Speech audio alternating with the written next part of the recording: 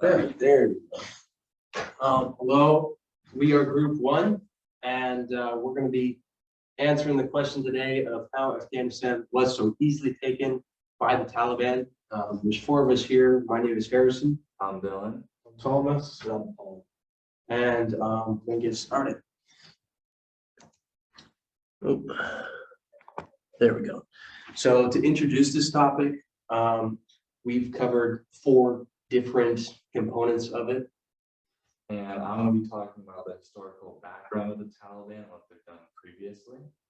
I'm going to be talking about colonialism and Afghanistan's relationship with it, both historically and also now in present time, being the U.S. invading and eventually leaving Afghanistan. I'm going to be talking about freedom rights in Afghanistan before and after the Taliban takeover. And I'm also going to go a little bit more in depth on how they use freedom rights to take over Afghanistan quickly. And I've got capitalism. Just gonna go over how the Taliban created their capital, what certain countries were trying to do in a sense, and how the Taliban generated capital. All right, and as well, we found that these 4 topics are kind of the main sources to this Afghanistan takeover, so we're going to go into more detail.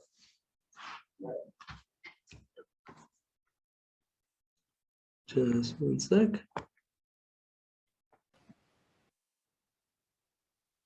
Hello, my name is Dylan Nimi, and I am going to be talking about the history of the Taliban and kind of relating this to our question of how they took power so quickly in Afghanistan. The Taliban are a religious group that mostly will live in Afghanistan, and multiple different superpower countries have tried to take control of them with no success. For example, the first group, Britain, tried to control them with very little success, and they tried multiple times to invade them, and eventually in 1919, the British Empire left, and they let Afghan completely control their country, and they were on their own to make decisions for their first time in a very long time. Another group to try and take power over Afghanistan and the Taliban were Russia. They tried for about 10 years, and this was during the era of the Soviet Union when they were expanding and trying to become a superpower. And again, this time they could not keep control of them for a long time because the Taliban and Afghanistan people are very resilient to anything but their own ideals. And then, of course, one of the most recent powers to try and take control of Afghanistan was the United States. And we have been in this war for as long as I've been alive, over 20 years. And even though the United States have tried to get rid of the Taliban and many strongholds and when they used to control Afghanistan, they could never fully get rid of them because they always had little bits here, people here, spread it around Afghanistan. And even though we tried to rebuild the government, fund a military for them, and pretty much pick Afghanistan up from the straps, the moment we left, they fell in just a little over a week instantly.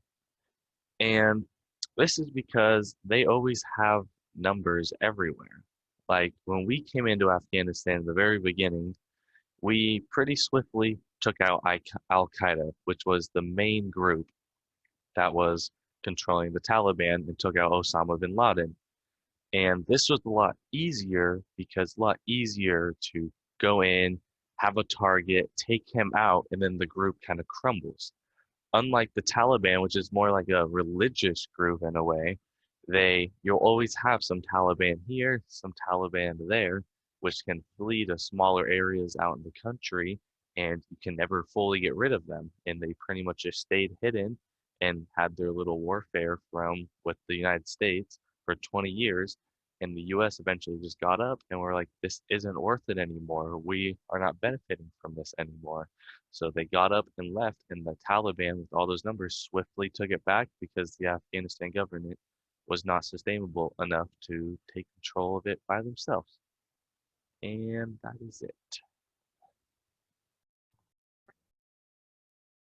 Hi there. So welcome back. And today I'm just going to be covering the portion of colonialism surrounding Afghanistan itself. So starting here in 1879, Great Britain is ruling, and it's developing its empire right now.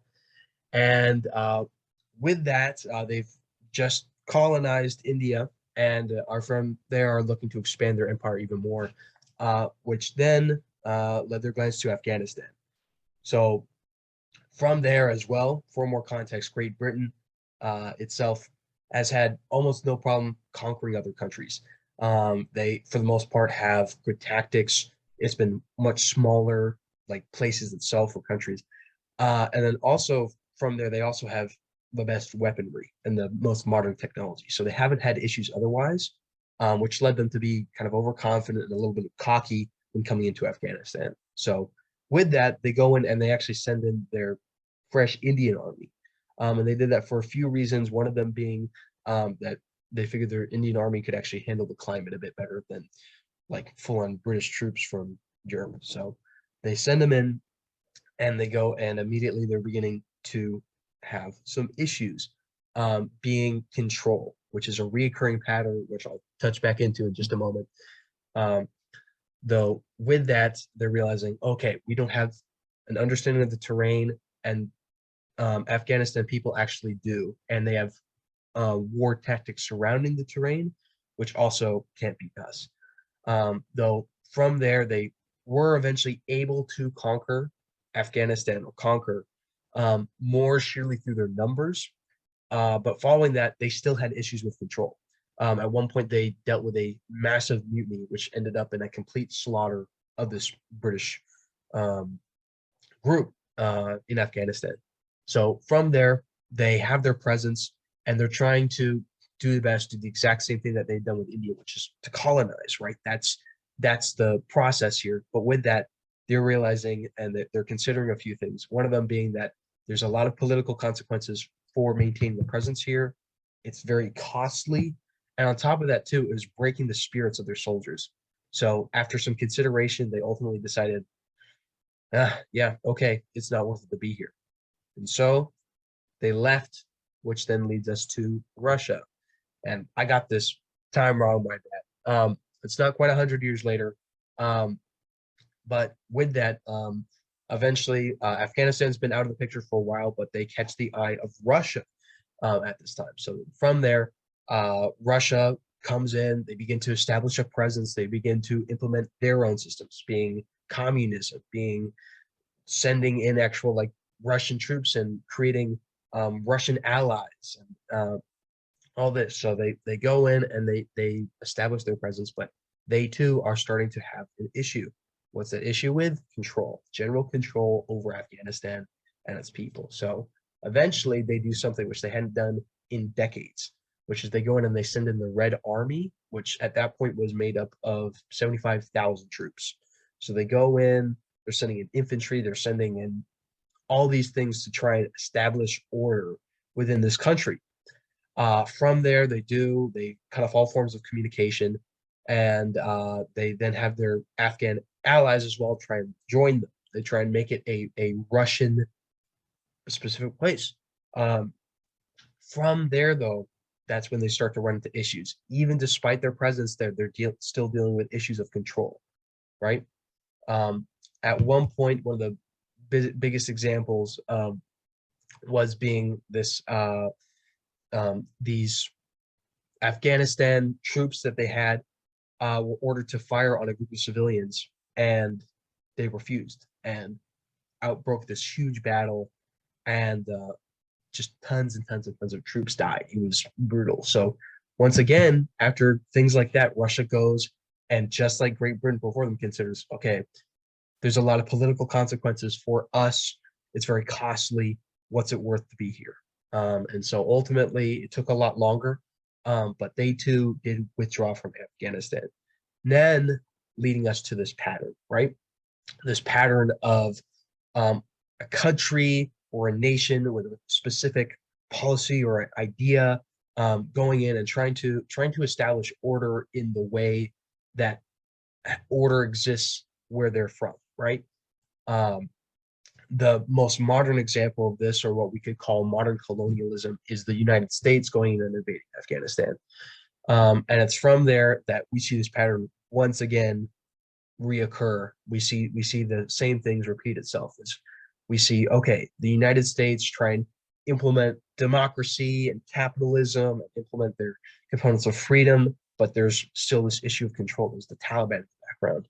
And so ultimately we consider, okay, is it worth it to have a presence here in this country? So eventually we leave, and now that's then caused obviously what's happened today, which is that all those freedoms, all those things are being withdrawn, and disorder and a lack of control is being reestablished in this country. So that's the connection with colonialism.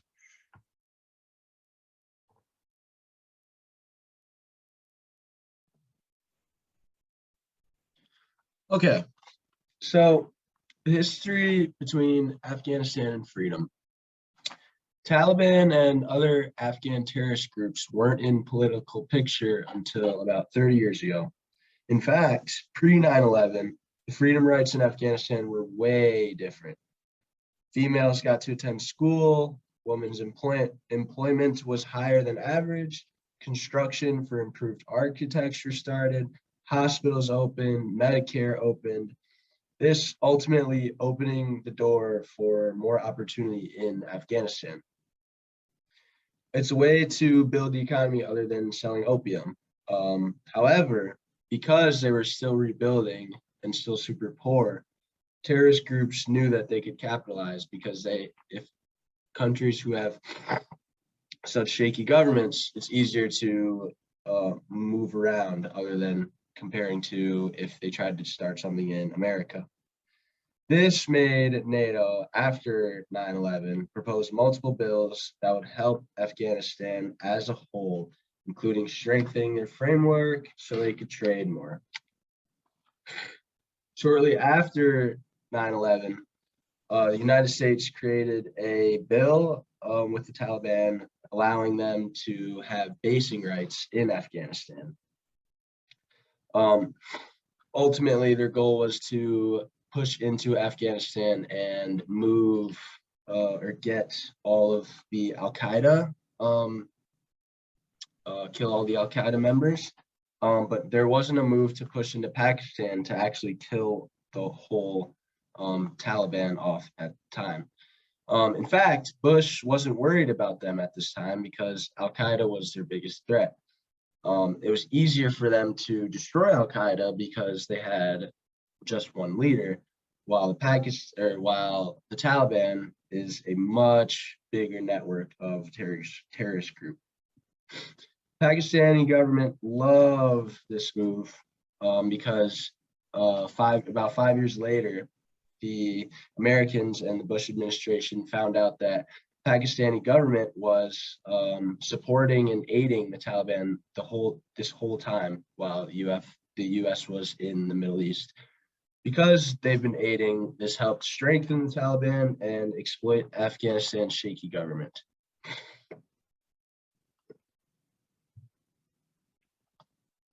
The safe haven Pakistan provided, as well as continuous aid, expanded their presence in Afghanistan. And because the weakness of the government, and since they were rebuilding, these are all the bills that the U.S. were passing. This causes issues with freedom for Afghanistan citizens, because they would lose a lot of rights if the Taliban took over, which they did.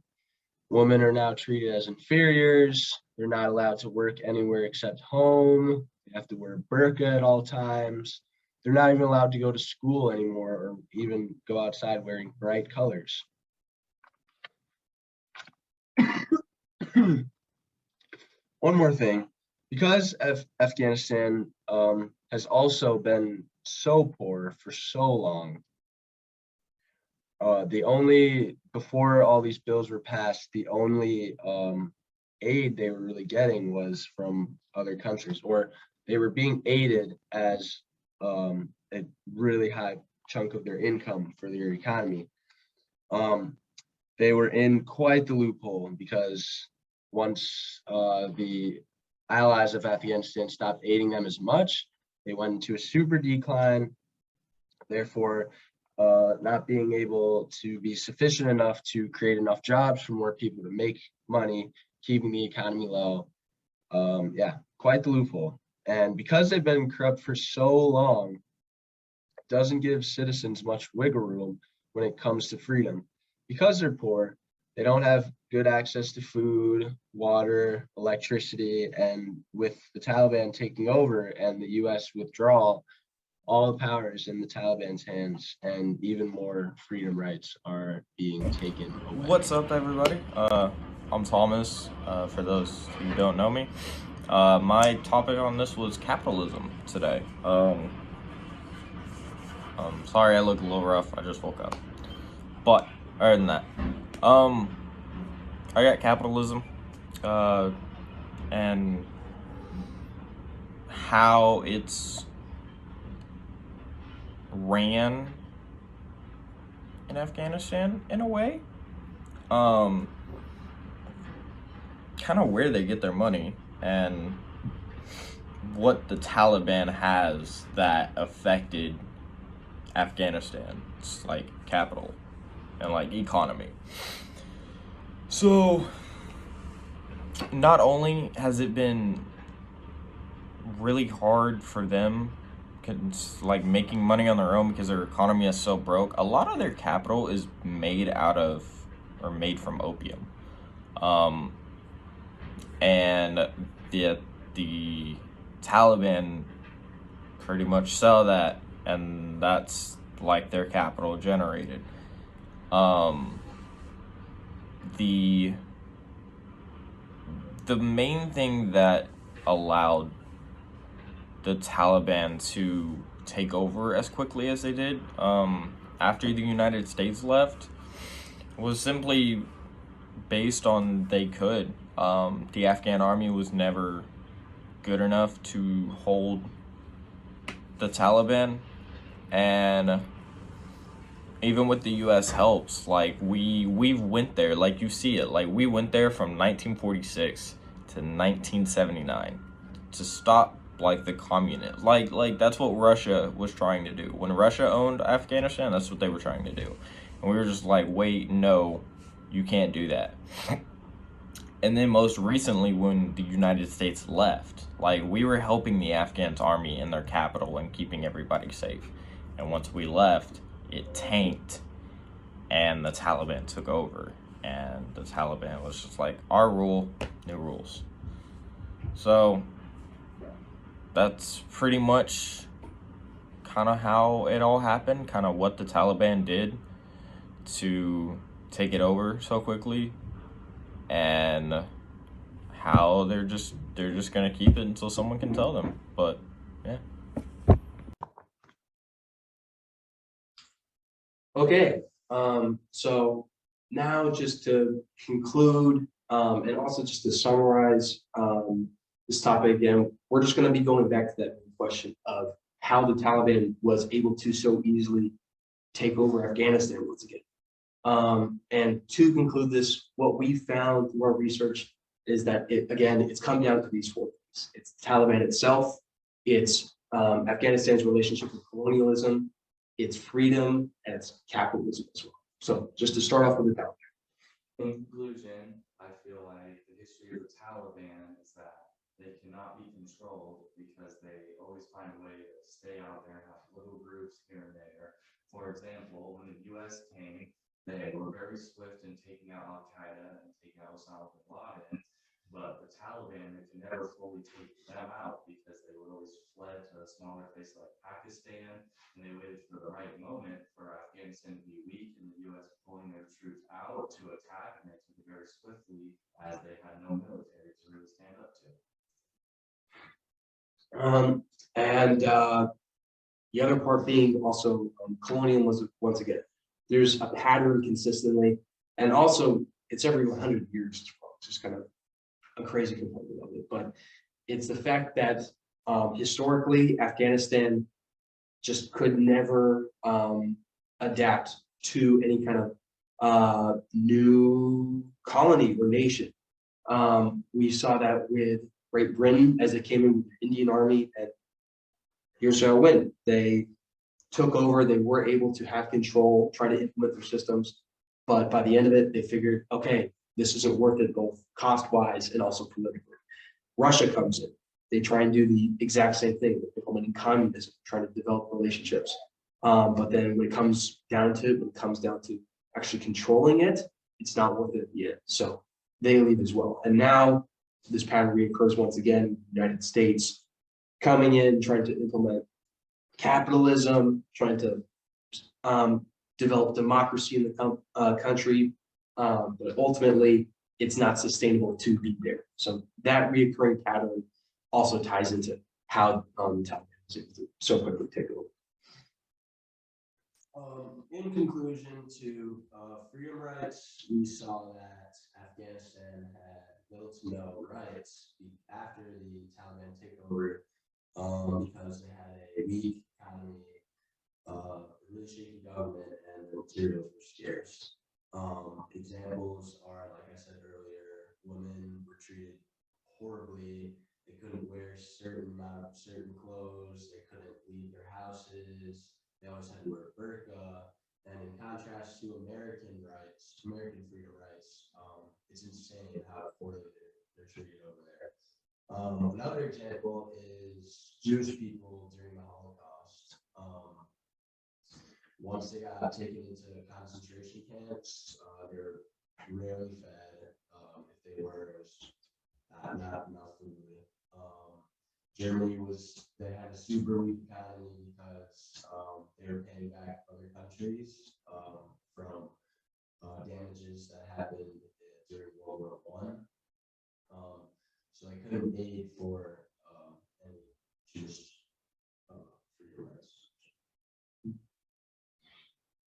So for me, with capitalism, we saw like how essentially the Taliban did it.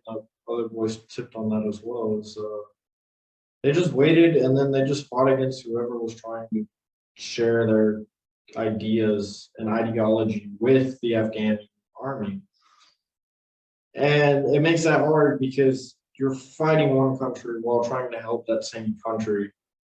And it was never going to happen. You're still fighting someone and they're not wanting to take it. And so eventually everybody that's tried just gave up, and the Taliban was just like, okay, thank you. This is mine. And that's it. With those four kind of key components, that's what we found has answered this question. Also kind of provides this the actual historical element of it. It's answering this question and providing answers to this very recent event, being how a pre-existing group was able to take control, and also take control from the US, which is currently known as one of, if not the biggest powers, military-wise and influence-wise. So that's what we found with our research surrounding this topic. Thank you so much for watching our presentation, and have a wonderful Thanksgiving. All right.